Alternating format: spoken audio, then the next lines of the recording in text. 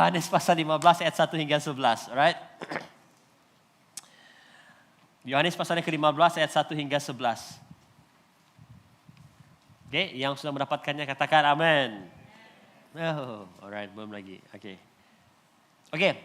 let's do this. Akulah pokok anggur yang benar dan Bapakulah tukang kebunnya. Excuse me. Setiap carang padaku yang tidak berbuah dipotongnya dan setiap carang yang berbuah dibersihkannya supaya ia lebih banyak berbuah. Kamu memang sudah bersih karena firman yang telah kukatakan kepadamu. Tinggallah di dalam aku dan aku di dalam kamu. Sama seperti carang tidak dapat berbuah dari dirinya sendiri kalau ia tidak tinggal pada pokok anggur. Demikian juga kamu tidak berbuah jikalau kamu tidak tinggal di dalam aku. Akulah pokok anggur dan kamulah carang-carangnya. Siapa yang tinggal di dalam aku dan aku di dalam dia, ia berbuah banyak. Sebab di luar aku kamu tidak dapat berbuat apa-apa. Ayat 6. Siapa yang tidak tinggal di dalam aku, ia dibuang keluar seperti carang dan menjadi kering. Kemudian dikumpulkan orang dan dicampakkan ke dalam api lalu dibakar. Jikalau kamu tinggal di dalam aku dan firmanku tinggal di dalam kamu, mintalah apa yang kamu kehendaki, maka akan diberikan kepadamu. Dalam hal inilah Bapa-Ku dimuliakan, bahwa kamu berbuah banyak dan menunjukkan kamu adalah murid-murid-Ku. Ayat 9. Seperti Bapa telah mengasihi aku, demikian juga aku telah mengasihi kamu. Tinggallah di dalam kasih-Ku itu. Jikalau kamu menuruti perintah-perintahku, kamu akan tinggal di dalam kasih-Ku. Seperti aku menuruti perintah Bapa-Ku dan tinggal di dalam kasih-Nya. Ayat 11. Semuanya itu kukatakan kepadamu, supaya sukacitaku ada di dalam kamu dan sukacitamu menjadi penuh. Nah, sedikit konteks. Yohanes pasal yang ke-13 dan sampai ke pasal yang ke-15 ini terjadi di saat waktu Yesus makan malam bersama dengan murid-muridnya. Beberapa jam sebelum Yesus diserahkan. Okay? Dalam Yohanes pasal yang ke-13, selepas mencuci kaki murid-muridnya, Yudas keluar melakukan apa yang dia harus lakukan, yaitu pergi mengkhianati Yesus. Dan waktu itulah Yesus mulai berkhotbah, mengajar kepada murid-muridnya. Dan statement ini, aku adalah pokok anggur ini adalah message Yesus yang terakhir sebelum mereka keluar pergi ke Taman Getsemani. Nah, harus kamu tangkap bahwa message firman Tuhan ini, perumpamaan mengenai pokok anggur ini diberikan kepada murid-murid Yesus, orang-orang percaya. Message firman Tuhan pada hari ini adalah untuk kita orang-orang percaya. Meskipun kita sudah biasa mendengar cerita ini, kisah ini, saya percaya ada hal yang baru yang Tuhan akan bukakan kepada kita. Waktu saya mempersiapkan ini, saya sendiri belajar banyak hal-hal yang baru, terutamanya mengenai kebun anggur, pokok anggur. Dan ini membuatkan saya lebih berhati-hati dengan cara saya hidup dan lebih peka dengan apa yang terjadi dalam kehidupan saya. Ya, karena saya tahu Bapa di surga sebagai tukang kebun anggur yang baik akan selalu bekerja di dalam kehidupan kita, anak-anaknya. Alright? So itu konteksnya. Jadi banyak hal yang saya mau bukakan. Sebelum kita teruskan, mari kita berdoa terlebih dahulu. Right? Let's pray. Tuhan, kami bersyukur buat waktu ini, kesempatan untuk kami mendengar firman-Mu bersama-sama, berbicara kepada kami Tuhan. Meskipun ayat firman Tuhan ini bagi sebagian kami sudah biasa kami dengar, tapi kami tahu ada hal yang baru Engkau mau nyatakan kepada kami. Kami bersyukur Bapa buat firman-Mu, kami siap untuk mendengar dan belajar di dalam nama Tuhan Yesus Kristus yang siap menyatakan amin. Oke, amin. Nah, beberapa tahun yang lalu, waktu bulan 12, saya dan istri dan keluarga, kami balik kampung, cuti lah. So, kalau kamu yang ada pengalaman naik Maswing, kalau mau check-in itu kan, mau secara online itu sesuatu yang mukjizat tuh kalau dapat check-in secara online. Biasanya kapal terbang yang kecil-kecil macam ini, kalau kamu yang pernah lah pengalaman lah, di Sarawak yang banyak kan gitu kan. You have to go to the airport. Okay? Secara online agak susah. So satu waktu saya agak panik karena saya tidak dapat check-in karena flight kami harus ke Miri dan saya tidak dapat check-in hari sebelumnya. Dan satu sebabnya karena line tidak bagus. Jadi apa yang saya lakukan, saya pergi drive keluar daripada kampung, 20 menit driving ke main road, baru dapat line 4G. Nah, ada line, check-in pun tidak dapat. So saya beritahu, macam mana nih ya? Flight besok belum lagi ada whatsoever begitu kan.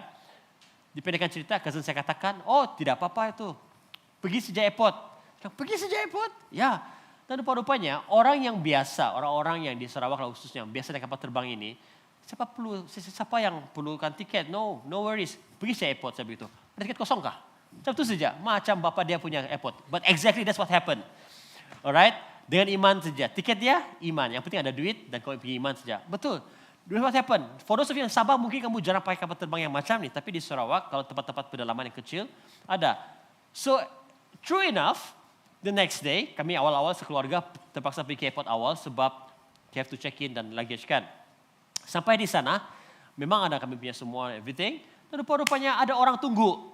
Waiting seat, waiting list. Tunggu siapa yang lambat ini, terus bilang, adakah? Yang lambat akan kena ganti. Wah, starring mereka punya iman tuh. Kalau misalnya flight yang ini full, tunggu lagi the next one. Tunggu lagi, ada yang lambat kah?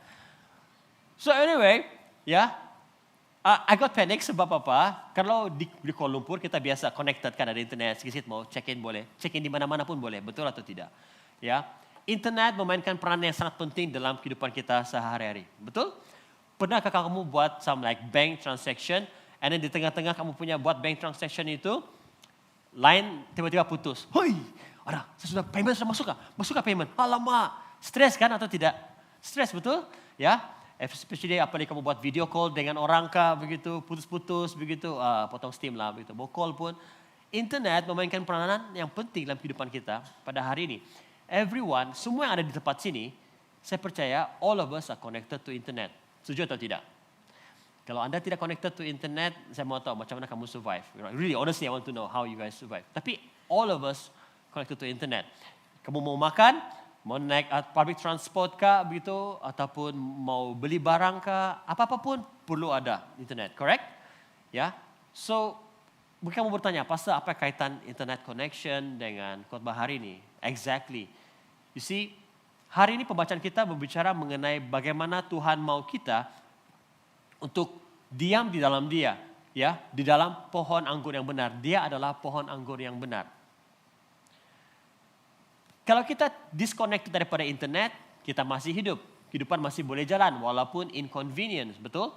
Tetapi kalau kita tidak berada di dalam Kristus, wow, kita tidak dapat bertumbuh, kita tidak dapat berbuah. Ingat, Tuhan mau kita semua pada pagi hari ini untuk tangkap message ini bahwa Dia mau kita berada di dalam Dia, di dalam pohon anggur yang benar. Karena bila kita berada di dalam Dia, bukan saja kita hidup, tetapi kita akan bertumbuh, lebat, berbuah banyak. Dan saya percaya kita semua mau berbuah banyak bagi Yesus. Ada amin? Yep, alright. Nah, jadi pada pagi hari ini saya mau khotbah saya bertajuk ini, berpaut pada pohon anggur yang benar. Hai, berpaut. Jarang gunakan ini kan, berpaut. Ya, daripada bergayut, berpaut oke sedikit kan. Macam monyet kan itu. Oke. Nah, mungkin ada di antara kamu pernah pergi nampakkah pokok anggur macam mana ladang anggur? Ada yang pernah? Ada, wow, okay, good. Saya tidak pernah, dalam TV pernah, dalam internet. Okay, so kebun anggur yang seperti yang dalam gambar kita lihat ini, ya, mungkin kita merasa bahwa kebun anggur adalah anggur secara natural akan menjadi seperti ini. Actually tidak. Pohon anggur adalah tumbuhan yang merayap. Tumbuhan yang merayap. Secara natural, pohon anggur ini dia tidak akan tegak ke atas. Dia mesti mencari tempat untuk dia boleh rayap, boleh rayap. Okey, tempat dia boleh lilit dan mencari pokok-pokok yang tinggi supaya dia dapat cahaya. Okey. Pada amnya segala tumbuhan-tumbuhan yang menjalar, pohon anggur, dia tidak akan tersusun rapi seperti itu. Makanya perlu tukang kebun anggur, ya. Kalau pohon anggur ini ataupun vine ataupun tumbuhan yang merayap ini tidak ada tiang dan tempat untuk menyokongnya, dia akan menjadi seperti ini. Kemana-mana. Tanpa pekebun, tanpa tukang kebun yang menjaga, itu tumbuhan ini akan menjalar kemana-mana. Memang ada anggur yang liar, tapi rasa dia masam, kualiti dia tidak konsisten, size dia kecil kadang-kadang besar, lagi satu susah untuk mendapatkannya. Sebab dia kemana-mana kan. Jadi kalau mungkin kau nampak buah dia, berbuah tapi atas pokok atas sana begitu. Sebab dia menjalar kemana-mana. Makanya diperlukan tukang kebun anggur untuk memastikan bahwa anggur itu dapat berbuah, dapat tumbuh dengan sihat, ya, secara konsisten. Ya. Jadi Yesus mula dalam ayat yang pertama mengatakan bahwa aku adalah pokok anggur yang benar dan Bapakku lah pengusahanya. Nah, waktu Yesus mengatakan mengenai pokok anggur, murid-murid Yesus yang ada pada waktu itu, bahkan orang-orang Yahudi pun tahu, bila berbicara mengenai pokok anggur, itu secara otomatis berbicara mengenai bangsa Israel. Ya, itu bicara mengenai bangsa Israel. Nah, mengapa Yesus katakan aku adalah pokok anggur yang benar? Sebab selama ini bila Allah menciptakan bangsa Israel, Allah memanggil bangsa Israel keluar daripada Mesir, mewujudkan bangsa Israel itu, mereka sebenarnya sudah diciptakan untuk menjadi pokok anggur yang menjadi berkat, membawa blessing, membawa kehidupan kepada orang di sekitar mereka. Tapi mereka gagal, mereka lalai, mereka tidak mengikuti perintah Tuhan. Makanya Allah menghantar anaknya Yesus datang ke dunia dan Yesus katakan, aku adalah pokok anggur. Aku lah yang akan memberi kehidupan. Aku lah yang akan memberi berkat. Ya. Nah, di dalam perjanjian lama ada beberapa kali pokok anggur ini digambarkan sebagai bangsa Israel. Dalam Yesaya pasal 5, dalam Mazmur pasal yang ke-80 juga ada tulis sana. Ya.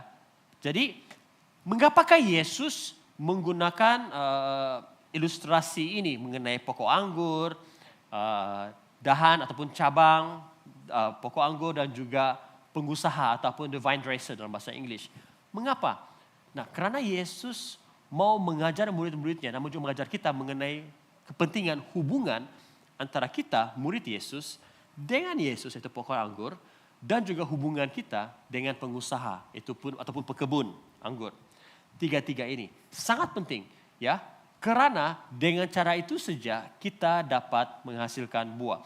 Nah, dalam Yehezkiel pasal yang ke-15, ya, firman Tuhan berkata, oleh sebab itu beginilah firman Tuhan Allah. Ini bicara mengenai bangsa Israel.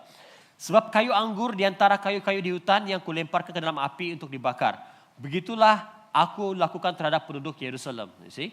Ya, aku sendiri akan menentang mereka, walaupun mereka luput dari api, tapi api akan memakan mereka. Dan kamu akan mengetahui bahwa akulah Tuhan pada saat aku menentang mereka. Bangsa Israel selama ini diharapkan, Allah memang mengharapkan bangsa Israel ini menjadi berkat. Dalam kehidupan kita, all of us, saya percaya semua kita pernah gagal. Bila kita menjadi pengikut Yesus, menyerahkan hidup kita kepada Yesus, memang Tuhan mau kita menjadi berkat kepada orang lain. Tapi ada waktunya kita gagal. Bilang, saya dapat menjadi berkat. Saya menjadi batu sandungan. Saya tidak boleh, tidak menjadi kesaksian yang baik kepada orang. Dalam kata lain, saya tidak menjadi pokok anggur yang baik. Makanya pagi hari ini Tuhan katakan, I am the true vine. Aku adalah pokok anggur yang benar. Berpautlah kepadaku. Hanya dengan berpaut kepada Tuhan Yesus saja, kita dapat menghasilkan buah-buah yang baik. Dia mengerti, katakan amin. So lalu, makanya Yesus katakan bahwa dia adalah pokok anggur, Bapa yang di surga adalah pengusaha ataupun pekebun, dan kita sebagai murid-murid Yesus adalah cabang-cabang ataupun carang-carang. Wow, carang-carang. Macam sarang-sarang. Sarangnya, oke, so carang-carang. Anyway, amen. So Yesus mau kita diam di dalam dia. Dalam bahasa Inggris, it is the word abide, diam. So perkataan diam ataupun tinggallah, depends on your translation, bermaksud apa? Dalam bahasa aslinya adalah meno, meno. Meno maksudnya untuk tetap diam permanently, terus menerus. Ya, untuk kekal hadir bukan saya secara fisikal tapi mental dan juga rohani. Bila Yesus katakan, hai jemaat-jemaat SIB Life, aku mau kau meno di dalam aku, kata Tuhan. Meno bukan bermaksud, hari Minggu sejak saya akan meno di dalam Yesus. No, it's about 24/7. Ya, setiap hari kita tinggal di dalam Yesus. Ya. Makanya bila Yesus katakan, aku adalah pohon anggur, kamu harus diam di dalam aku, itu bukan hanya satu ajakan yang satu kali saja, untuk satu hari saja, bukan. Bukan hanya waktu KKR saja, bukan hanya waktu hari Minggu saja. No, setiap hari kekal diam di dalam Yesus. Ya, so here's the thing. Apakah maksudnya untuk tinggal di dalam Kristus. Nah, ada beberapa hal, ada banyak tapi saya coba make it into 5. Ini kalau 5 perkara. Apa maksudnya? Bagaimana kita mengerti apa maksudnya abide in Christ, tinggal di dalam Kristus. Yang pertama, untuk tinggal dalam Kristus bermaksud kita memiliki hubungan yang rapat dan berterusan, di mana apa yang kita memperoleh segala sesuatu daripada Dia. Dari segi identiti kita, kekuatan dan tujuan hidup kita hanya ada di dalam Yesus.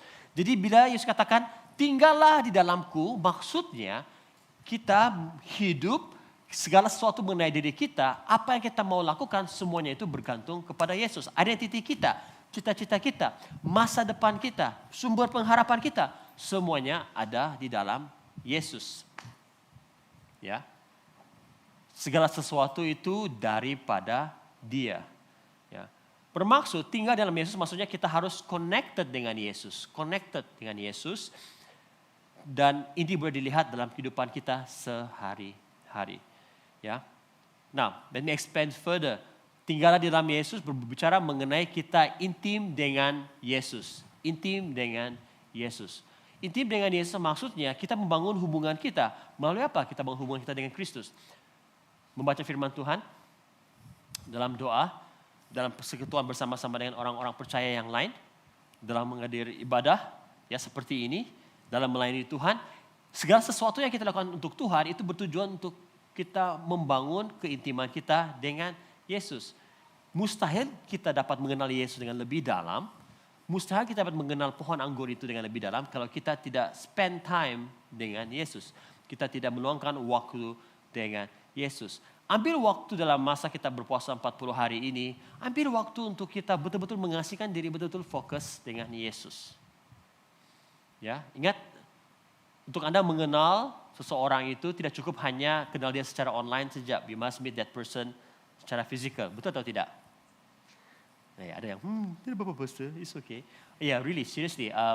Just early this year, saya berbicara dalam satu camp. Mereka adalah Gen Z yang Gen Z akhir sebelum Gen Alpha, kurang habis form 5. And surprisingly, mereka kata, pastor dia ada girlfriend. Oh ya, orang Filipina. Oh, kenal dari online, dari gaming. Wow, itu sudah jadi girlfriend dia begitu. Ya, like wow. For them dia content with that. But seriously, memiliki hubungan yang intim bukan berbicara mengenai kita hanya kenal orang itu secara online. We need to know that person secara physical. Ya. Bukan hanya tahu tetapi kenal dia. The words that being used untuk mengenal itu, perkataan kenal itu adalah ginosko. Ginosko ini adalah another way to explain the relationship between husband and wife. Suami istri. Ya. Ya, kalau tanya dengan istri saya, dia tahu sudah macam mana saya di rumah, dia tahu without me telling her anything, dia tahu. Dia tahu bau saya.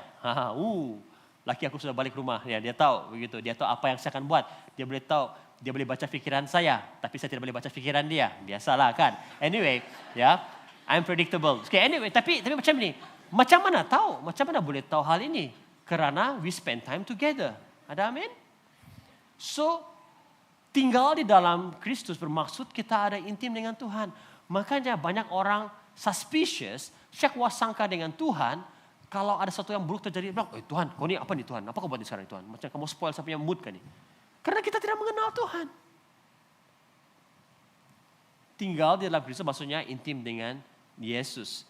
Yang kedua, tinggal dalam Kristus maksudnya kita bergantung penuh kepada Yesus. Bergantung penuh kepada Yesus. Sama seperti cabang harus bergantung penuh kepada pokok. Begitu juga kita bergantung penuh kepada Yesus. Karena Yesus adalah pokok anggur, kita adalah cabangnya. The only way for us, satu-satunya cara untuk kita mendapat nutrien, mendapat air, mendapat zat-zat semuanya yang membuatkan kita mendapat menghasilkan buah, itu semuanya berbalik kepada sama ada kita bercantum dengan pokok anggur kita yaitu Yesus. Yang mengerti katakan amin. Makanya Yesus katakan dalam ayat yang keempat, tinggallah di dalam aku dan aku di dalam kamu. Ya, Yesus bagi tahu kita satu pelajaran alam dan manusia kah ataupun agriculture. Sama seperti ranting tidak dapat berbuah dari dirinya sendiri. Itu banyak logik lah. Mana ada ranting boleh tiba-tiba ada berbuah. Dia mesti connected pada pokok anggur. Ada amin? Nah, jujur saja. Ada waktunya kita tidak mau berpaut kepada Yesus. Karena susah betul, banyak betul peraturan. Susah betul. Mau tunggu lama lah. Berat menghasilkan buah. Belum lagi. Aduh, lamanya Tuhan. Tidak maulah. Makanya kita berpaut kepada pohon anggur yang salah. Yesus katakan, aku adalah pohon anggur yang benar. Maksudnya ada pohon anggur yang salah. Pohon anggur yang palsu. Nah, pokok anggur yang palsu. Apakah itu pokok anggur yang palsu? Pokok anggur yang palsu adalah apa-apa atau sesiapa saja yang kita harapkan, ya, yang dapat memberikan kita satu identity, purpose, ya, ataupun fulfillment selain daripada Yesus. Contohnya, pohon anggur yang salah adalah apabila kita bergantung kepada social media untuk kita mendapat kita punya rasa hormat, harga diri itu. Makin banyak follower, makin banyak likes, it means wah saya berharga. That is a false vine. Okay, sorry, satu translate dalam kepala saya Inggris lebih. Pohon anggur yang salah, okay? Alright. Apalagi jika kita bergantung kepada manusia. Kalau saya kawin dengan dia, baru orang-orang kampung respect dengan saya. You see? Ya. Kalau saya kerja di company ini, baru orang kampung respect saya. Mesti mau kerja di company ini. So, kita punya identity, harga diri kita ditentukan daripada pokok anggur yang salah tersebut. Dapat tangkap di sini? Nah, jadi meskipun kita tahu bahwa kita harus diam di dalam Kristus, tetapi kita karena tanpa kita sadar, kita suka berpaut kepada pohon anggur yang salah, pohon anggur yang tidak benar. Materialism, sampai situ contoh, berapa list contoh. Materialisme, ya, saya berharga karena saya drive kereta ini, baru orang tahu siapa saya, begitu. Saya berharga karena kerjaya saya, tengok baru orang tahu, ya. Saya aman. Kenapa kau aman? Sebab semua orang saya tanya, oke kah? Semua oke dengan saya. Baru saya bilang oke. You see, pengesahan, approval. We need approval from people, ya. Relationship. Nah, masa depan saya aman. Kenapa? Saya ada boyfriend sudah pastor. Confirm saya kawin ini. Aman saya. Kita merasa aman begitu. Padahal kita punya aman, rasa aman itu harus ada di dalam Kristus. Karena manusia boleh mengecewakan kita. Setuju atau tidak? Saya merasa aman karena gaji saya confirm setiap bulan saya dapat angka ini. Barulah aman. Kalau saya sibuk-sibuk melayani di gereja, tidak masalah saya buat kerja, tidak masalah overtime. Tidak dapat. Bagus saya berpaut kepada pohon anggur yang ini. Confirm setiap bulan ini penghasilan saya. Ini adalah contoh-contoh pohon anggur yang salah, pohon anggur yang palsu. Nah, Tuhan Yesus mau kita bergantung sepenuhnya kepada Dia. Ya, sebab apa? Tanpa Dia kita tidak dapat menghasilkan buah-buah yang baik. Saat kita melepaskan diri kita, memisahkan diri kita daripada Yesus, saat itu juga serta-mertalah kita akan mati dalam roh kita, mati di dalam jiwa kita. MPP, mati pelan-pelan. Yes, ya, ya. So, let me explain how serious it is, because ada orang Kristen percaya bahwa it's okay kalau saya tidak ke gereja, it's okay kalau saya memisahkan diri daripada Yesus. Itu 1 minggu saja oke, bah. It's okay kalau saya memisahkan diri daripada gereja, daripada perkumpulan orang percaya selama 1 bulan. It's okay. Biar saya coba settle down, pikirkan masalah ini, coba kasih senang sedikit kepala saya supaya saya settle. Pergi church nanti, tak sibuk lah, ikut kelompok sel, tak sibuk lah. Biar saya memisahkan diri daripada semua ini, just fokus dengan apa yang saya mau buat begitu. Mereka menganggap bahwa the moment mereka memisahkan diri daripada Kristus, memisahkan diri daripada komuniti orang percaya, mereka akan berhasil. Well, it's not. Bahkan orang berkata, pastor, it's okay pastor. Tidak apa-apa, saya biasa juga buat macam ini. Ya. Biasanya saya ada cycle, 2-3 tahun. Lepas itu dalam 2-3 tahun, adalah kamu nampak saya menghilang tuh pastor. Lepas itu muncul lagi balik begitu. Normal. Saja mau kasih detox. Pergi healing dulu, kasih clear dulu lumayan. Lepas itu balik pergi gereja, start balik. Wow, let me tell you. Be careful, berhati-hati jika Anda punya pikiran seperti itu. Yesus katakan, di luar daripada aku, kalau engkau tidak berpaut kepada aku, Yesus katakan, engkau tidak akan dapat menghasilkan apa-apa buah. Bahkan engkau akan mati. Let me explain to you. Nah, dalam firman Tuhan ada berapa ilustrasi atau perumpamaan yang Yesus gunakan untuk menunjukkan hubungan antara kita dengan Dia. Nah, satu daripadanya adalah mengenai gembala yang baik. Nah, bolehkah seekor domba melarikan diri daripada gembala dia? Boleh atau tidak? Boleh, memang boleh kan? So the moment itu domba, dia bilang, aku nak suka sama gembala ni, begitu. Saya mau larikan diri. Dia masih hidup atau tidak? Bolehkah dia survive keluar daripada kandang dia? Bolehkah dia survive? Boleh juga, boleh. Dia tidak akan mati, betul? Kecuali ada binatang pemangsa kah, begitu. Right? Pergi makan dia lah. Tapi memang ada rekod dia, domba, ini sheep ini, mereka boleh survive di hutan. Tapi tidak lama lah begitu, sebab bulu mereka besar dan memang mereka defenseless lah. Mereka perlukan gembala. Tapi poin saya di sini adalah, di saat ini domba berfikir bahwa saya mau melarikan diri daripada gembala saya. Dia boleh survive sendiri. Tanpa gembala dia masih boleh hidup. Masih boleh hidup. Masih boleh cari makan sendiri, cari pelindungan sendiri. Domba ini memang terkenal dengan binatang yang suka merayau. Oke? Istilah lepak-lepak itu datang daripada domba. Lepak-lepak dulu. Domba meskipun ada di padang gurun yang bagus, ada gembala yang baik, ada makanan dan minuman, masih lagi mau merayau-rayau. Begitulah bahkan kita, orang Kristen kan, domba. Gereja yang bagus, komuniti yang baik. Nah, saya mau cari di sana lagi. Pergi lagi, merayau-rayau begitu. It's fine. The moment itu domba mengasihkan diri pada gembalanya, dia masih boleh hidup. Setuju? Perumpamaan yang kedua ataupun cerita yang kedua dalam firman Tuhan mengenai hubungan seorang anak dan seorang bapa. Dalam kisah mengenai anak yang hilang, the prodigal son. Anak bungsu minta daripada bapaknya hartanya. So the moment dia minta harta daripada bapaknya, dia memisahkan diri daripada bapaknya. Dia bilang, okay, biar saya berfoya-foya, biar saya gunakan uang ini untuk saya. Nah, let me ask you. The moment dia mendapat harta dia, the moment dia memisahkan dirinya, meninggalkan bapaknya, dia masih hidup atau tidak? Masih. Bahkan, kalau kamu ingat perumpamaan itu, dia berfoya-foya dan dia sepertinya berhasil, fruitful. Kau tahu kenapa? Ada banyak kawan. Kawan-kawan datang, karena apa? Harta dia lah, obviously. Tapi dia, semuanya happy. Ini baru dia. Ini baru happy. Buat apa sih susah-susah dengan bapak saya sana? Di kebun dan buat semuanya. Sini baru happy, enjoy. Dia tetap hidup. The moment dia membuat keputusan untuk memisahkan diri daripada bapaknya, dia masih hidup. Dia masih boleh meneruskan kehidupan dia. Betul atau tidak? But let me tell you. Kenapa pohon anggur? Karena Yesus berkata begini. The moment kita memisahkan diri kita daripada pokok anggur, there's no way for us to stay alive. Tiada cara untuk kita hidup. Immediately. Bukannya berapa hari, berapa bulan, berapa tahun baru kita mati. Tidak. Serta merta. Domba boleh lari daripada gembalanya, masih boleh hidup lagi. Anak boleh lari daripada bapa, masih boleh hidup, survive sendiri. Tapi jikalau cabang yang bicara mengenai kita, memisahkan diri kita daripada pohon anggur, kita akan mati serta merta. Mungkin dari luar, the moment kita memisahkan, dia bilang, masih okey ba ni? Masih okey ni? Tunggu, karena dia sudah terputus daripada dahan itu, tiada air, tiada nutrien, just a matter of days, minggu, mati kering, tiada gunanya.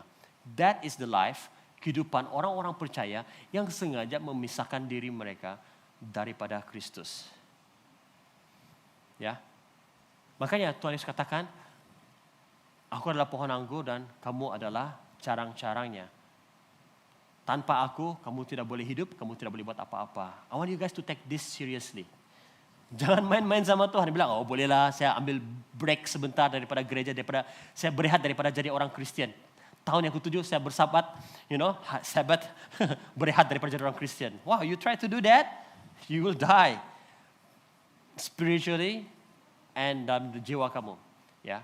So let me explain further. Apa maksudnya lagi yang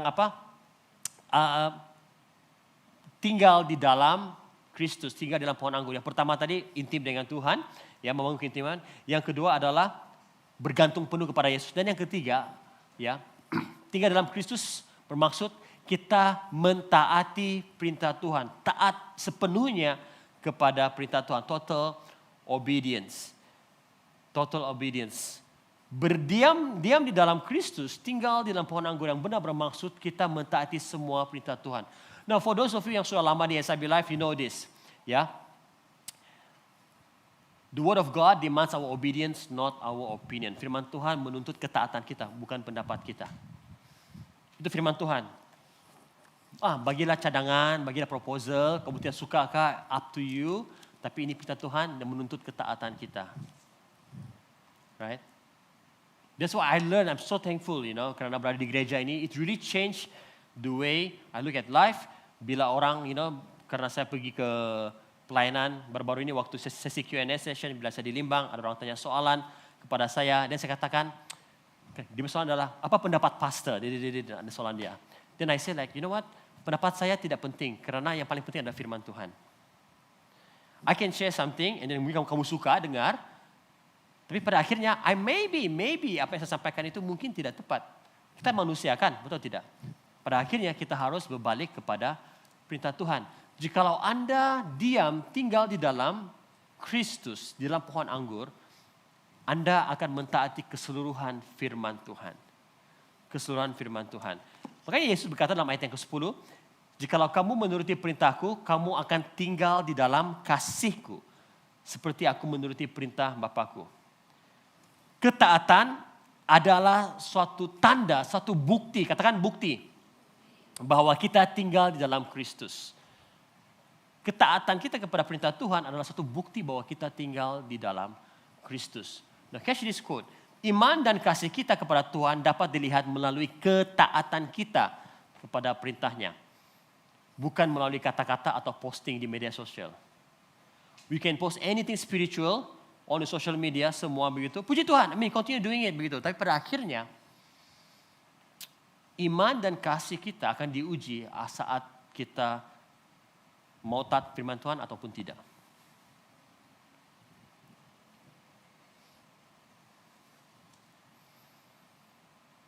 Jadi, macam mana kamu tahu bahwa pasangan hidup kamu adalah seorang yang mengasihi Tuhan? Lihat saja bagaimana hidup dia, adakah dia mentaati firman Tuhan atau tidak. Oke, saya bagi tips nih. Dalam Yohanes pasal yang ke-14 ayat 15, Yesus katakan, jikalau kamu mengasihi aku, kamu akan menuruti segala perintahku. Excuse me. Ketaatan kita kepada Tuhan haruslah lahir, timbul daripada kasih kita kepada Tuhan. Sedihnya ramai orang Kristen pada hari ini, mereka melakukan kebaikan, pergi ke gereja, mau melayani, mau berbuat baik, dengan harapan Tuhan mengasihi mereka. Tuhan lebih mengasihi mereka. That's wrong, that is sangat tidak alkitabiah. Karena seharusnya, mengapa kita datang ke gereja, mengapa kita melayani, mengapa kita membaca firman Tuhan dan sebagainya, melakukan pekerjaan baik, sebab itu dibuat karena kita mengasihi Yesus. Bukan karena kita mau menagih simpati, menagih berkat daripada Yesus. Bukan. Kita melakukannya karena kita mengasihi Yesus. Itu harus lahir daripada kasih kita kepada Yesus. Karena Yesus terlebih dahulu mengasihi kita. Makanya kita mengekspresikan kasih kita kepada Tuhan dengan melakukan perintahnya, melakukan kehendaknya. Yang mengerti katakan amin. Amin. Ya, dahulu ini waktu saya masih lagi sibuk main musik, terlibat dalam pelayanan praise and worship di gereja. Ini sebelum saya berkawin lagi. Saya ingat, jikalau saya sibuk melayani di gereja, ya, apalagi main di stage besar, terlibat dalam conference semua begitu, Tuhan akan mengasihi saya. Itu menunjukkan bahwa saya mengasihi Tuhan. Ya. Dia betul-betul mengasihi Tuhan. Kenapa? Dia main drum, dia menangis tadi. Saya menangis. Yang sebelah, sungguh-sungguh saya mengasihi Tuhan. Tengok sebelum main drum menangis lagi nih. Let me tell you, ya, orang boleh terlibat dalam pelayanan, melakukan pekerjaan-pekerjaan Tuhan untuk motivasi yang salah. Ya, saya dengar ada orang yang melakukan pelayanan karena uang. Oke, di Malaysia tidak ada, tapi di negara seberang ada. It's a culture, alright. Sampai ada orang, tidak semua, tapi sampai ada orang yang mau melayani karena itu. You see, it's a culture. Kalau kamu perhatikan kalau macam online service, right? There are some people like macam celebrity worship leader kena invite dalam gereja ini untuk menarik jemaat begitu. And then at first many years ago saya tidak faham mengapa ada orang ini bukan dalam gereja ini kah? Dia muncul di gereja lain, seorang-seorang saja. And then when I ask my friend, it's a culture. Mereka mau menarik orang datang ke gereja begitu. So sometimes ada orang memang hati dia memang mau melayani, tapi ada orang karena uang. So we cannot say that karena orang itu sibuk melayani di gereja, orang itu mengasihi Yesus. We don't know. Firman Tuhan katakan tadi, macam mana kita tahu bahwa orang itu mengasihi Yesus bila dia melakukan perintah Tuhan. That's it. Adakah melakukan perintah Tuhan hanya terbatas pelayanan di mimbar? No. Banyak dalam kehidupan sehari-hari kita. Ya. So berhati-hati. Jikalau pelayanan apa yang berlaku di hadapan ini adalah satu tanda bahwa kita mengasihi, ini saja satu-satunya tanda kita mengasihi Yesus. Wow. It is scary sebab dahulu saya ada seorang kawan, many years ago lah, okay. Worship leader diurapi Tuhan, tapi meninggalkan Yesus. Meninggalkan imannya. Berkawin dengan seorang yang tidak kenal Tuhan. Saya bilang, hey, bukankah dia diurapi Tuhan, melayani Tuhan, dia yang mentor saya, mengajar saya, dan meninggalkan Yesus. Dan saya sadar bahwa mengasihi Yesus itu tidak boleh hanya dilihat daripada kesibukan mereka pelayanan. Di Malaysia, di Asia mungkin kurang kita dengar. Di US ada orang hamba Tuhan meninggalkan iman mereka. Pastor yang berkhotbah tinggalkan iman mereka. Wow. Mereka expert dalam mengajar firman, tapi mereka tidak mentaati firman Tuhan. So berhati-hati. Orang yang mengasihi Yesus adalah orang yang melakukan perintah Tuhan. Makanya bila berbicara mengenai tinggal di dalam Kristus, berpaut pada pohon anggur yang benar, bermaksud kita mentaati keseluruhan perintah Tuhan. Amen. 1 Yohanes pasal 5 ayat 3 mengatakan begini. Sebab inilah kasih kepada Allah, yaitu bahwa kita menuruti perintah-perintahnya. Perintah-perintahnya itu tidak berat. Memang secara jujur kadang-kadang kita gagal, kita lalai. Tapi karena ada Roh Kudus dalam diri kita, Roh Kudus itulah yang memampukan kita untuk melakukan perintah Tuhan. Yang percaya katakan amin. Alright? Ya. So, tinggal dalam Kristus bermaksud kita mentaati seluruh perintah Tuhan. Yang keempat, apa maksudnya tinggal di dalam Kristus? Abide in Christ. Yang keempat adalah apabila kita tinggal di dalam kasih Kristus. We abide in His love. Tinggal di dalam kasih Kristus. Ya. Balik kepada ayat 10. Yesus katakan, kamu akan tinggal di dalam kasihku seperti aku menuruti perintah Bapakku dan tinggal di dalam kasihnya. Ya, dikatakan kamu akan tinggal di dalam kasihku. Maksud tinggal di dalam kasih Kristus itu maksudnya kita mengalami. Bukan hanya secara teori, bukan hanya dengar kesaksian orang. Macam mana kau tahu bahwa Tuhan mengasihi kamu? Saya nampak saya buat kesaksian, Tuhan memberkati dia, saya nampak dia, ini nampak dia. Tapi adakah Anda sendiri pernah mengalami kasih Yesus?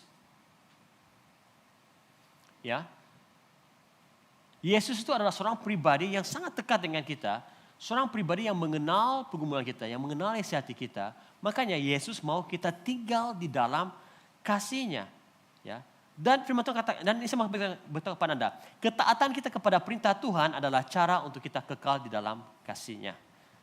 Tempat yang paling aman di dunia bukanlah di tempat yang banyak security guard-nya, banyak CCTV-nya. No.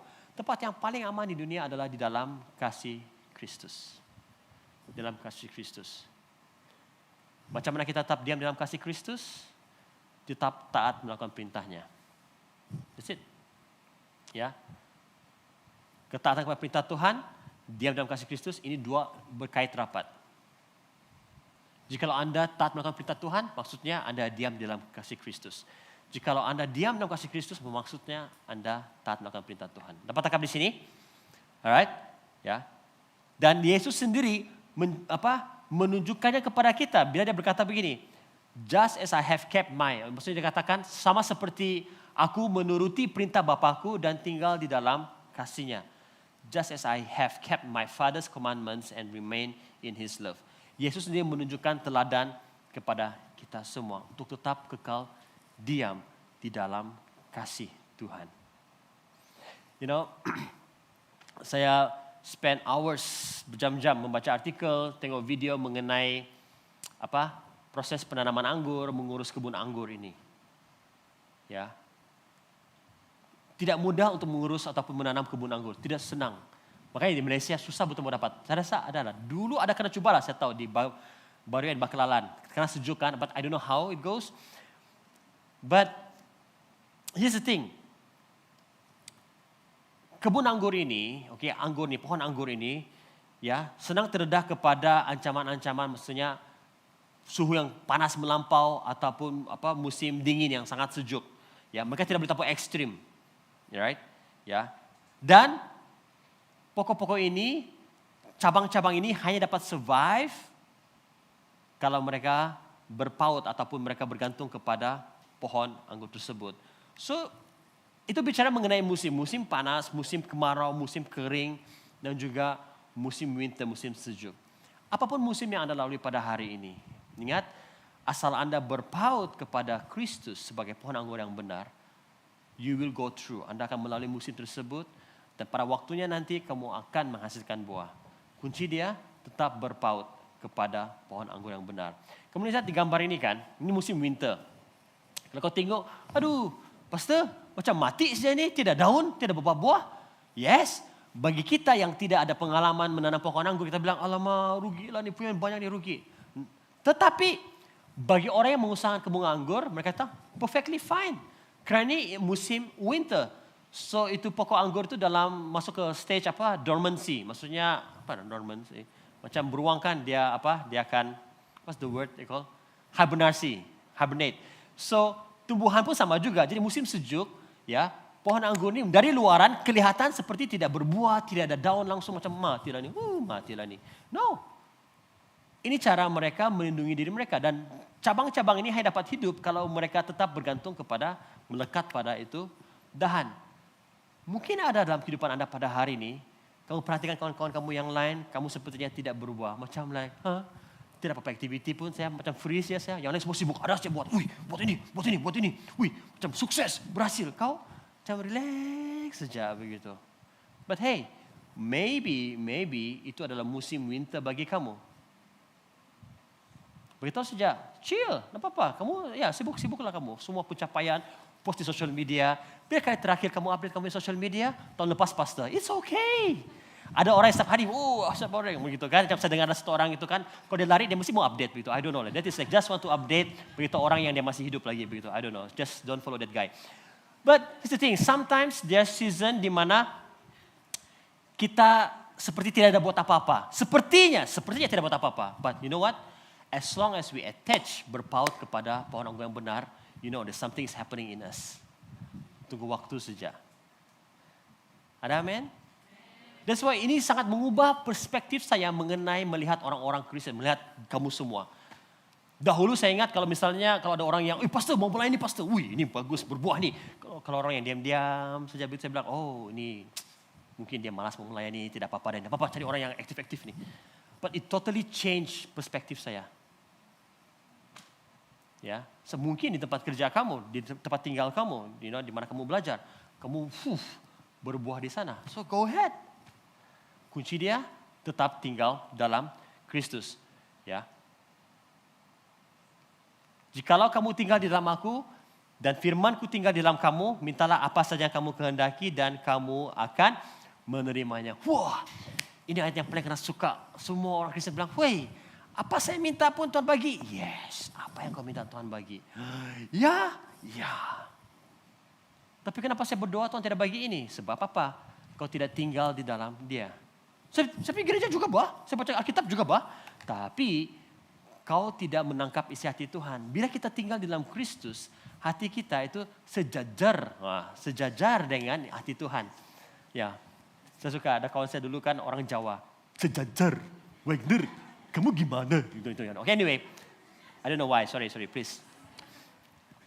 So, sejajar. So, bila hati kita sama dengan isi hati Tuhan, of course, apa yang kita minta itu adalah sesuai dengan kehendak Tuhan. Makanya apa kita minta, Tuhan akan bagi. Dapat tangkap di sini. Makanya jangan gunakan ayat ini sembarangan. Dia bilang, Tuhan, saya mau ada iPhone 16. Firmanmu tadi Pastor Wagner bagi tahu. Minta apa saja Tuhan. Ya. Kau ingat Tuhan bagi kan? Tidak. Karena untuk kepentingan diri Anda sendiri. Ya. So, saya percaya Tuhan mau memberikan apa yang kita mahukan kepada kita. Tapi dia mau memberikan yang terbaik kepada kita. Ya. Tinggal di dalam Yesus dan biarlah firman-Nya diam di dalam kita. Bila itu terjadi, makanya apa yang kita minta itu Tuhan akan penuhi. Apa yang hati kita itu Tuhan akan penuhi. Ada amin? Ya. Now, diam di dalam Kristus, diam di dalam Tuhan, itu dalam pohon anggur yang benar ini ada tujuan. Apa tujuan dia? Berbuah. Bukan hanya ada maiti, banyak cabang, ada daun-daun. So apalah? Namanya juga pohon anggur. Mesti menghasilkan buah anggur. Betul tidak? Jadi diam di dalam Yesus, tinggal dalam Kristus bermaksud kita menghasilkan buah. Menghasilkan buah. Bearing a spiritual fruit. Okay?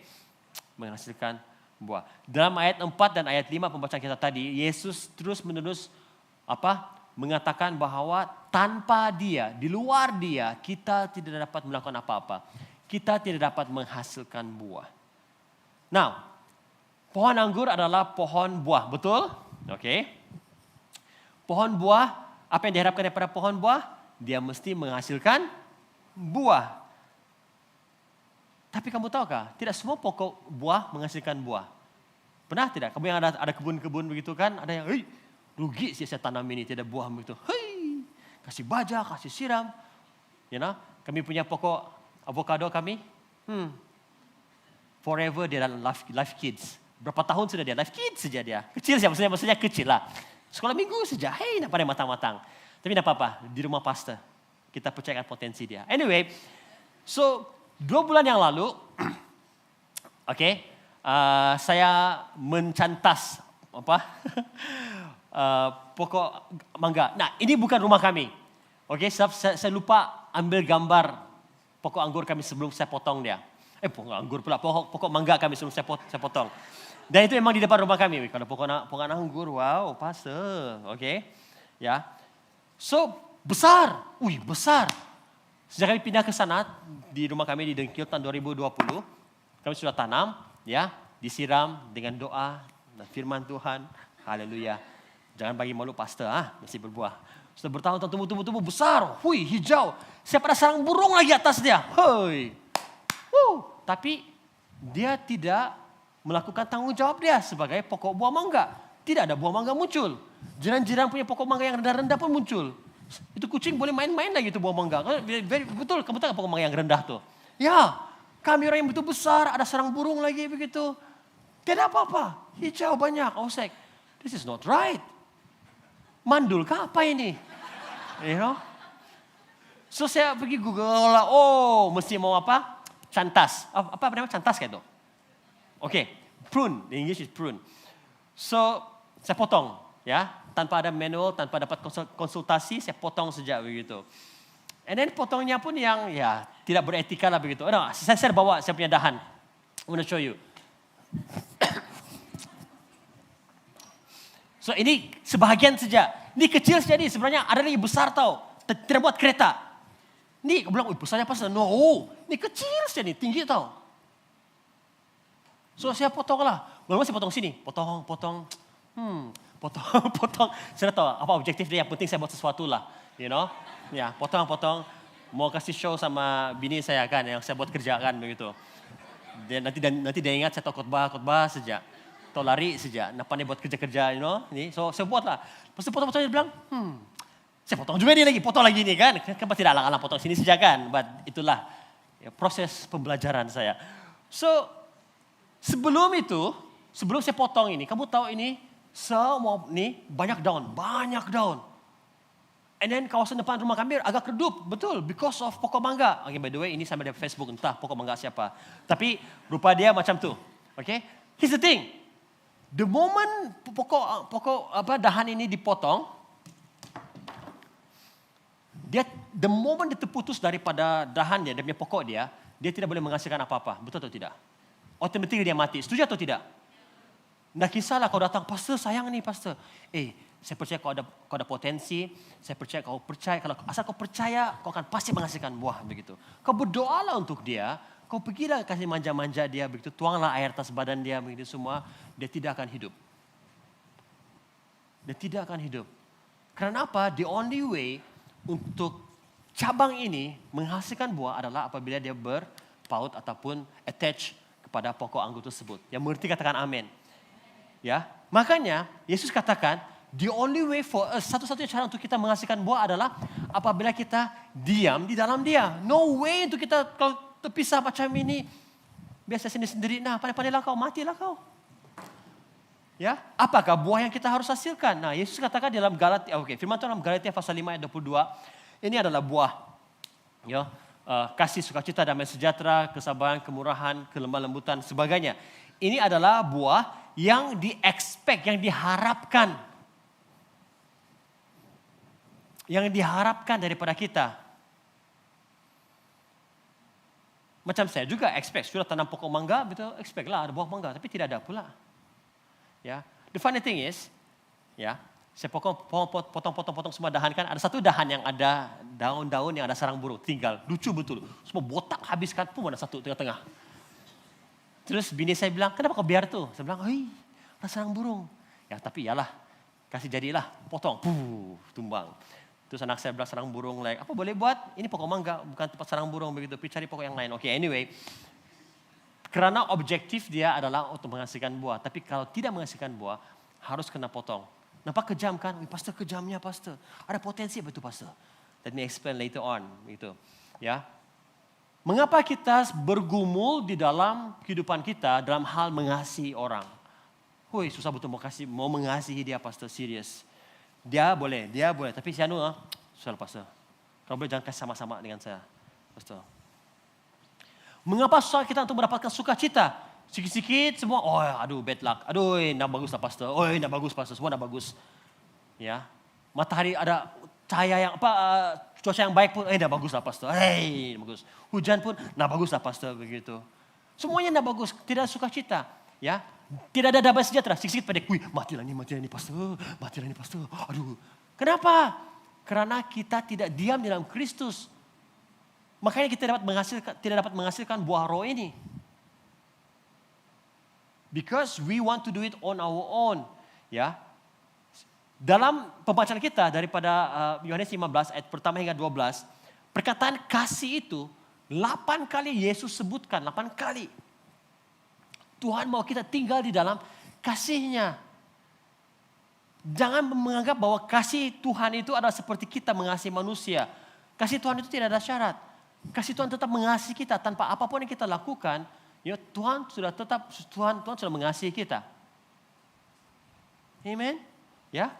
Yesus katakan pada ayat 10, jikalau kamu menuruti perintah Bapa-Ku, kamu akan tinggal dalam kasih-Ku. Ayat 12, inilah perintahku, yaitu supaya kamu saling mengasihi seperti aku telah mengasihi kamu.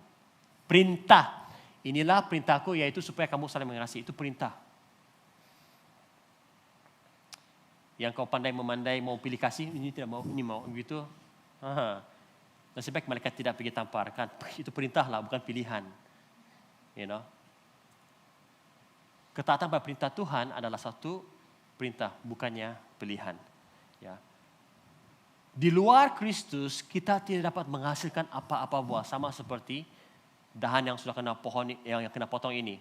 Kenapa kita bergumul selalu dalam area kesabaran, penguasaan dan sebagainya, karena kita mengasihkan diri daripada Tuhan. Kita sendiri yang tidak mau diam di dalam kasih Kristus.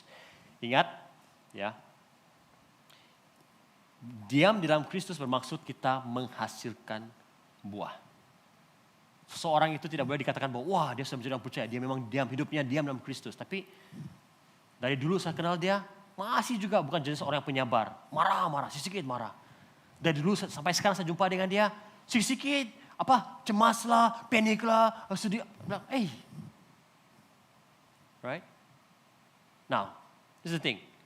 Soal yang kedua, bagaimana kita menghasilkan buah? Sekarang kita tahu bahwa kita harus berbuah, betul? Sekarang ini bagaimana untuk kita berbuah? Senang aja pastor, attach ya di pokok sana begitu.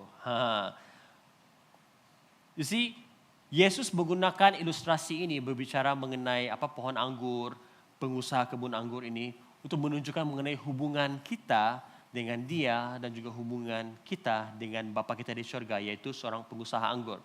Ya, Kadang-kadang sebagai seorang pastor, saya akui juga, saya boleh hilang kesabaran saya. Saya boleh juga hilang kawalan, saya juga boleh melakukan dosa. So, saya kata, wah macam mana saya boleh menghasilkan buah ini? Makanya waktu saya mempersiapkan khotbah saya katakan tadi, saya banyak baca, saya banyak tengok video mengenai macam mana orang menjaga kebun anggur. You know, kebun anggur ini susah mau kena jaga, sangat teliti detail dia, kamu harus jaga kebun anggur. Lebih senang tanam pokok kelapa sawit.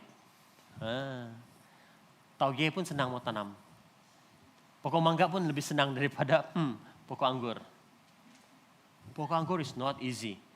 Ya, ada serangga-serangga perosak, ada cuaca yang saya katakan tadi. Ya. Tapi satu daripada tugas yang sangat-sangat kritikal yang harus dilakukan oleh pengusaha ataupun pekebun anggur ini, ya, untuk memastikan bahwa pokok anggur itu menghasilkan buah, yang sangat kritikal. Bukan membaja, ya, bukan buat pagar dan sebagainya, yaitu apa? Pruning. Ya, apabila dia pergi kasih pruning maksudnya mencantas kah? Cantas. Oke? Mencantas, ya. Mencantas. Ya. Tugas seorang pekebun anggur ataupun pengusaha anggur ini adalah untuk memastikan bahwa pohon anggur tersebut dalam keadaan yang baik, dibersihkan. Nah, bila Yesus katakan segala ranting-ranting yang sudah mati akan dibersihkan, dibuang, dibersihkan. Apa tujuan dia? Ingat, supaya semua zat-zat daripada pokok tersebut akan terfokus kepada cabang yang menghasilkan buah. Ya. Apa yang menyebabkan saya punya pokok mangga ini tidak berbuah? Karena dahan-dahan dia itu terlalu banyak. Jadi zat-zat yang dia dapat itu tersebar ke rata-rata semua dahan. Jadi yang ini satu ini ada potensi ini tapi dia tidak dapat sepenuhnya nutriennya karena terbagi kepada dahan-dahan yang lain. You see, sebagai seorang pekebun anggur, mereka ada satu support system, okay, namanya trellis. So, saya katakan tadi kebun anggur ini kalau tidak ada pengusaha, itu kebun anggur itu kan dia menjalar, dia kan di atas tanah saja. Oleh itu mereka harus buat satu tiang. Ada buat tali supaya itu dahan-dahan itu boleh menjalar. Dan oleh sebab itu senang untuk mereka ambil buah, membersihkan pokok-pokok tersebut. Sebab kalau dia tidak itu, punya susah, mau jalan pun susah. Takut terpijak buah kabeh itu all over the place. Ya. So, untuk menghasilkan buah harus melalui proses pencantasan. Pencantasan ataupun pruning, okay? Mencantas. Ya. Apakah itu mencantas? Mencantas itu bermaksud satu aktiviti yang untuk memotong segala bahagian dahan-dahan yang mati ataupun yang tidak produktif. Tujuan dia supaya bahagian-bahagian yang produktif itu dapat berbuah. That's it. Mencantas bahagian yang mati atau tidak produktif. Nah, ini pertanyaan dia. Apakah area dalam kehidupan kita yang perlu dicantas oleh Tuhan? You see? Mungkin ada orang-orang tertentu yang harus dicantas dari kehidupan kita. Sebab apa? Masa kita, tenaga kita, instead of kepada Tuhan, kita banyak spend time dengan dia sehingga tidak masuk dengan Tuhan. Makanya kita tidak berbuah. Mungkin pekerjaan kita, fokus energi kita, semua resursi kita kepada pekerjaan, sehingga kita tidak menghasilkan buah roh. Ya, you see this? Nampak ini? Kenapa pokok mangga kami tidak berbuah? Sebab terlalu banyak cabang, so many. So the nutrient ini banyak, ini hanya sebagian kecil saya tahu, ada banyak lagi tahu. So the nutrient kena ambil, semua spread all over the place. Mungkin satu daripada cabang ini ada buah, tapi karena terbagi kepada semua ini kan, jadi dia tidak dapat yang maksimum.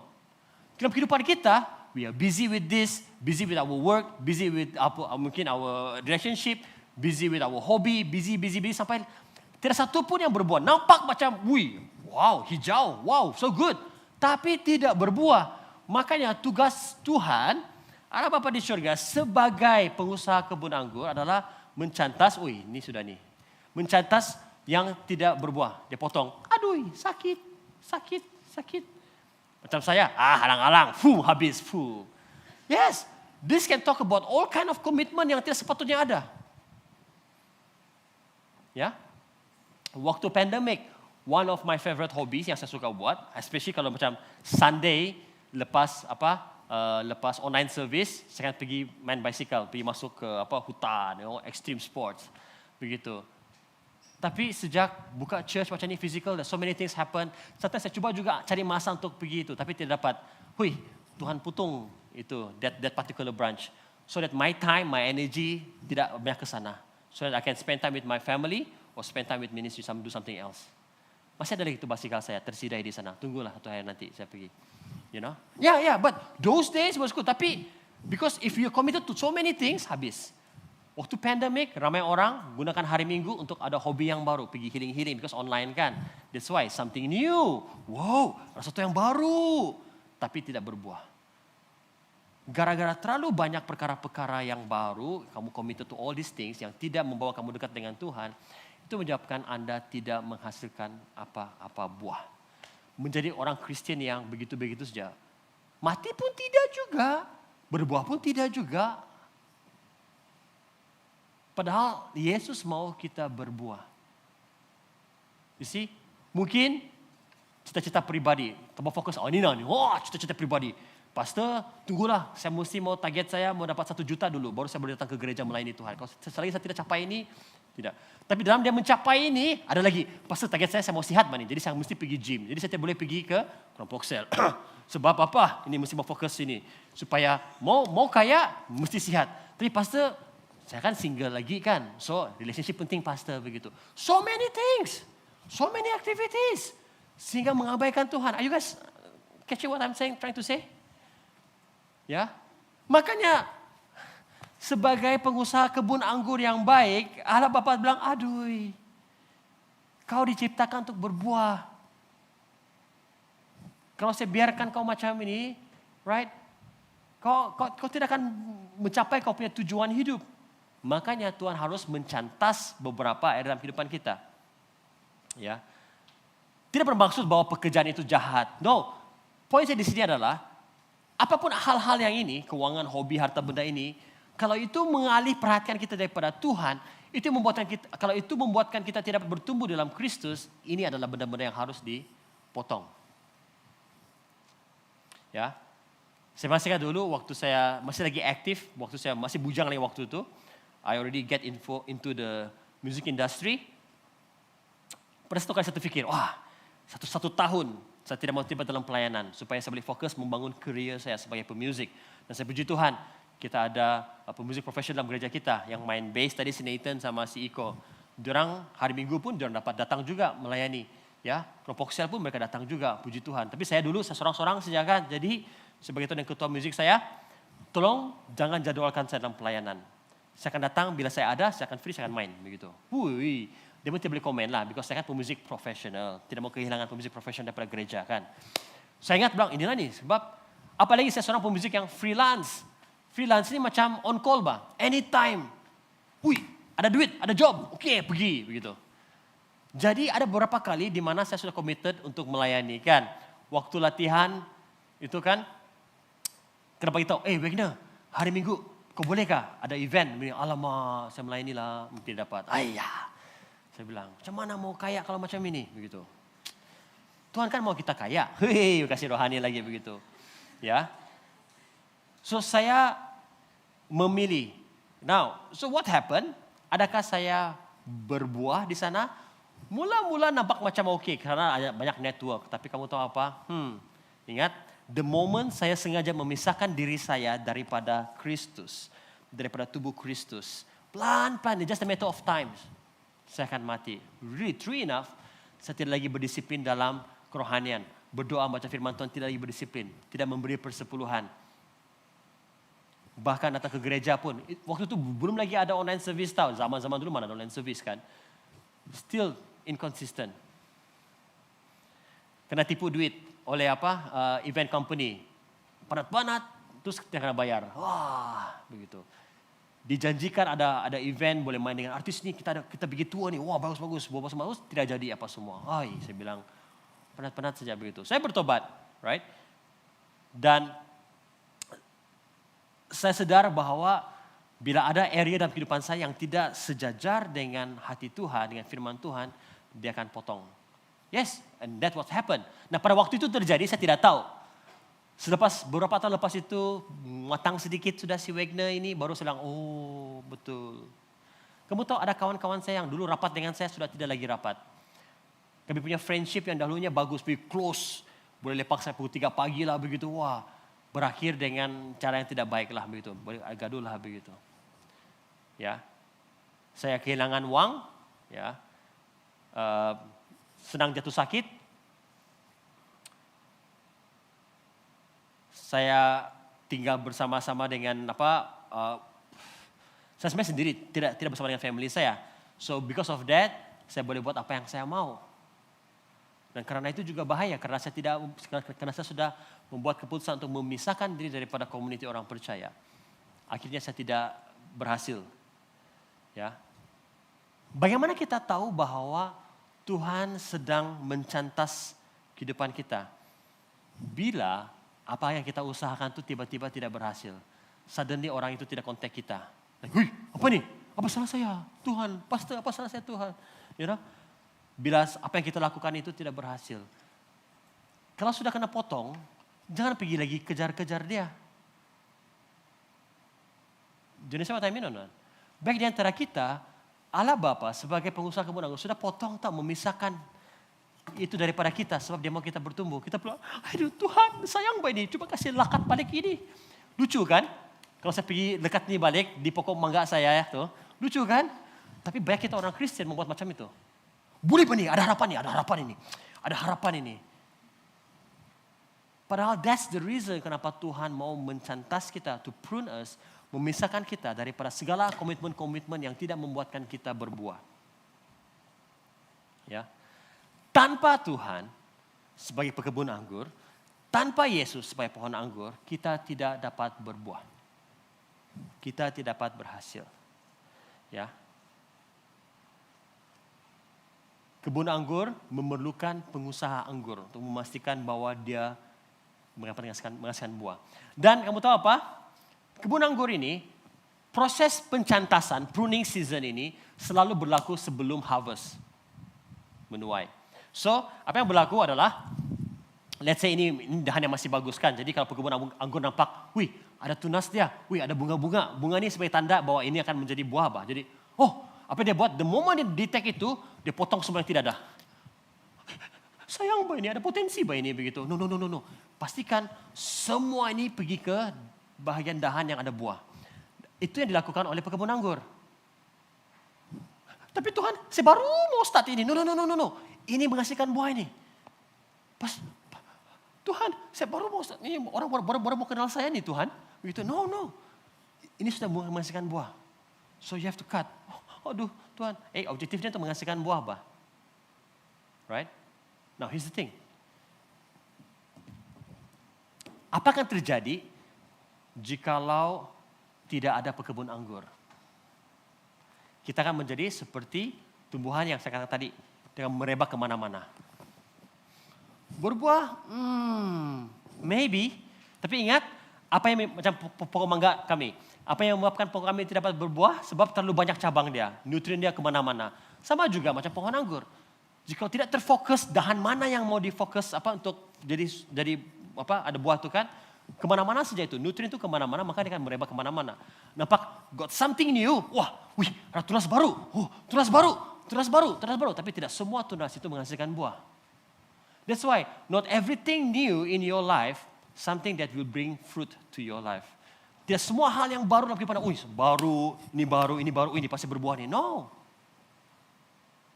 You see? Ini yang saya belajar dengan pokok mangga kami. Ya. Tunggulah dia. Ngam-ngam saya nampak ada yang berbuah, yang lain saya potong yang lain gitu. You know? Jikalau kita tidak mau dicantas oleh kita punya pekebun anggur oleh Tuhan, macam sama kini dia katakan, biarlah saya buat apa yang saya mau begitu. I don't care. Setiap kisah apa yang Tuhan cakap, yang penting saya happy. Itu kan banyak orang Kristen macam itu. Yang penting saya happy. You know? biarlah saya dengan diri saya sendiri. Wow. Kasih semak saja. Kan? No purpose. Ya. You see? Menjalar-jalarlah hidup kita tuh. Ini pun bagus, ini pun bagus. Ada bisnis baru kah? Ini pun mau buat. Bisnis baru kah? Ada hobi baru kah? Ini pun saya mau buat begitu. Anything yang boleh membuatkan kita naik ke atas itu, saya mau. Bukan, ini pun boleh. Akhirnya kita putar-putar sana. Bulan Desember ini, 2024, kita tanya, apa yang saya sudah capai ya? Kerohanian kita tetap sama. Puji Tuhan kalau masih lagi maintain. Kalau drop daripada tahun lepas. Ya. Bila dicantas itu sakit. Sakit atau tidak? Sakit atau tidak? Kalau Tuhan potong bagian-bagian yang tidak berkenan. Sakit atau tidak? Sakit. Pastor, dia tidak reply saya lagi, Pastor.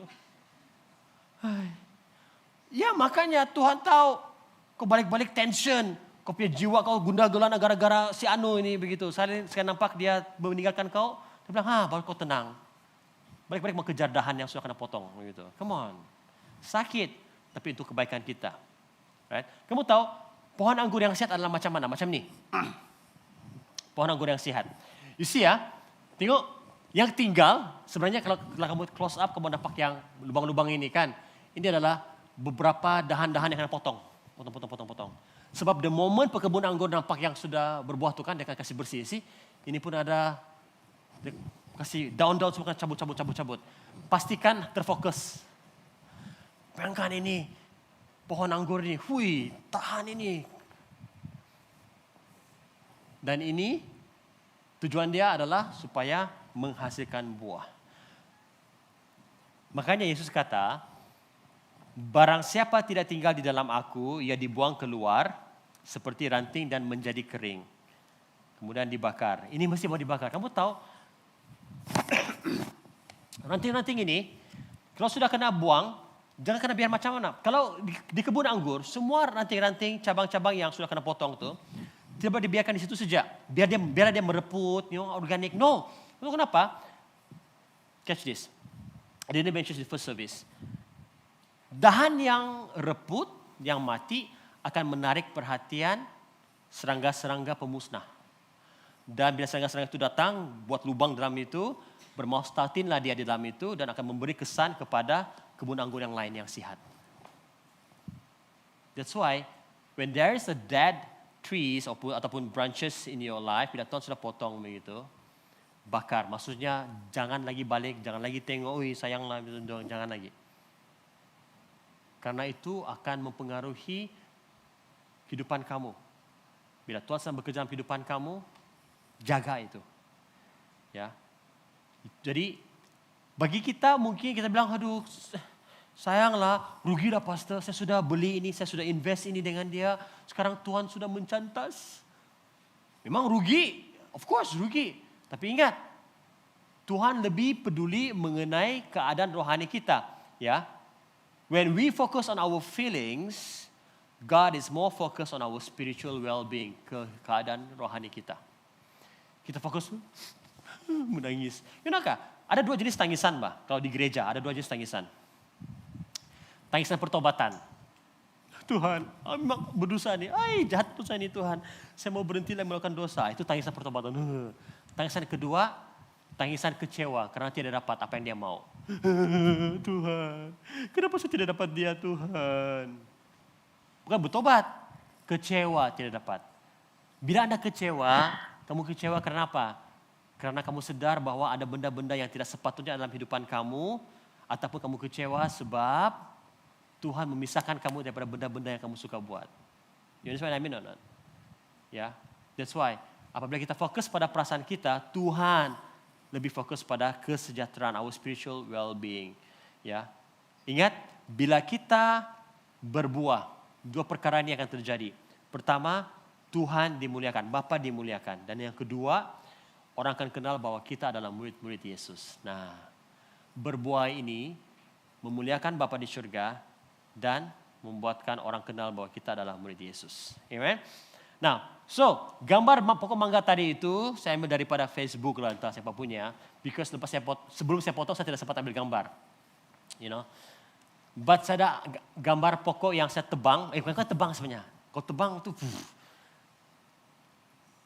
1 minggu selepas itu.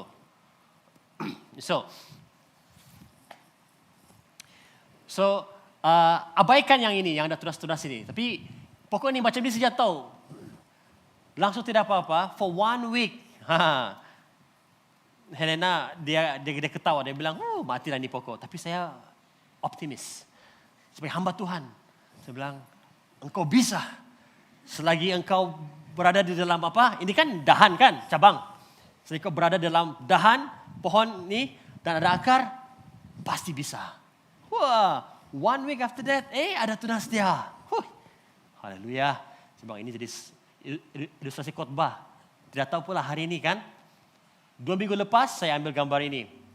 Nah, 2 minggu lepas. Yes, ada harapan. Begitu. Hari Isnin, hari Isnin saya ambil nih. Hijau dia.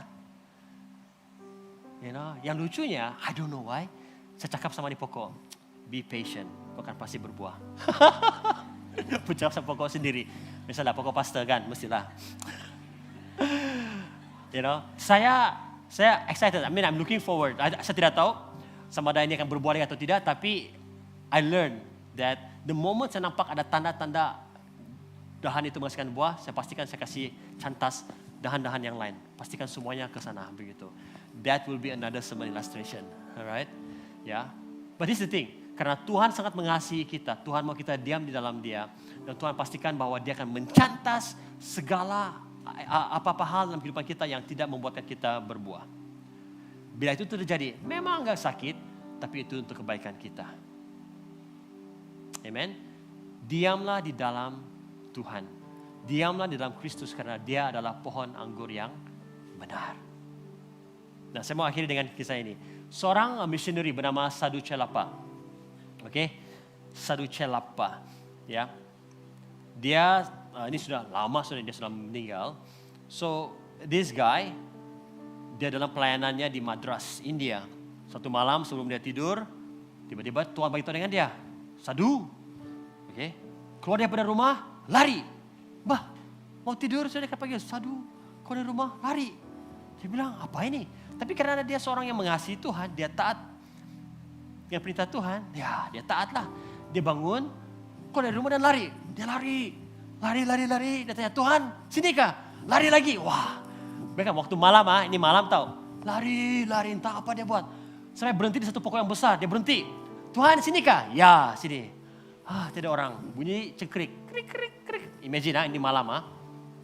Terus Tuhan bilang, kau mulai khotbah. Hai, khotbah? Siapa yang sama khotbah? Tidak orang di sana. Tapi dia belajar taat kepada suara Tuhan. Oke lah. Dia khotbah lah mengenai keselamatan, you know. Karena upah dosa adalah mau di khotbah semua. Habis dia khotbah, yang biasa dia khotbah kan dia missionary kan, ke kampung-kampung dia. Jadi habis khotbah dia bilang, Tuhan, boleh saya balik? No. Buat altar call, terima Yesus. Hai. Siap. Wah. Dia bilang, oke.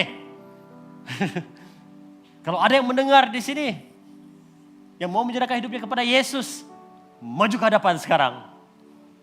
Tiba-tiba ada satu orang lelaki dari pokok dari atas jatuh. Menangis. Saya mau terima Yesus. Woi, terkejut dia. Apa cut mak kau? Dari mana? Ini rupa-rupanya lelaki tersebut mau membunuh diri dia pada malam itu di pokok itu. Dia sudah di atas pokok, dia menggantung tali. Tiba-tiba dia heran kenapa ada orang lain dari sini terus berkhotbah. Apa dia cakap ini? Jadi dia tidak jadi, dia pause sebentar. Dia dengarlah. Dia dengar mengenai Injil, kan? Dia bertobat. Makanya dia turun dan terima Yesus. Wow, kadang-kadang apa yang Yesus mau kita lakukan itu tidak masuk akal. But here's the thing, kalau kita diam di dalam Kristus dan Dia di dalam kita, firman-Nya dalam hati kita, kita akan taat melakukan apa yang Dia suruh kita lakukan. Meskipun itu kedengaran mustahil. Ada amin? Tapi pada akhirnya kalau kita melakukan perintah Tuhan, seperti Sadhu, dia menghasilkan buah yang luar biasa. Nobody like until today people remember this testimony mengenai dia. Tidak masuk akal. So malam-malam Kalau kamu mau tidur, tiba-tiba Tuhan bilang, keluar. Pergi mana nih Tuhan? Pergi mamak. Pergi mamak Tuhan. No lah, I mean just kidding. Right? But here's the thing. Kalau kamu peka dengan suara Tuhan, remember just now, yang the first one, intim dengan Tuhan, you will know, kamu akan tahu apa yang kamu harus lakukan. Ada amin?